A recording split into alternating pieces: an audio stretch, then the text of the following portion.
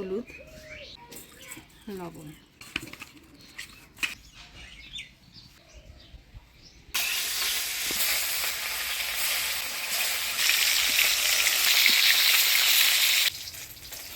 দিচ্ছি কাঁচা লঙ্কা আর কালো জিরা, দিয়ে দিচ্ছি আলু।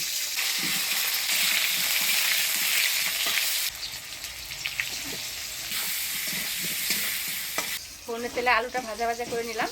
এবারে দিয়ে দিব সরষে বাটা। সরষেটা দেখেন এখানে আমি ছাঁকনি দিয়ে ছাইকে নিছি। এবার সরষে বাটাটা দিয়ে দিই।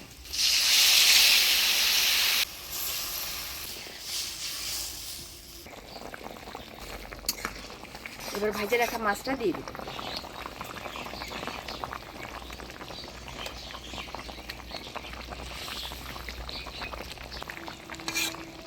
এবার কয়েকটা কাঁচা লঙ্কা দিয়ে ঢাকা দিয়ে দিব। তেলাপিয়া মাছ রান্না হয়ে গেল, এবার নামিয়ে নিব।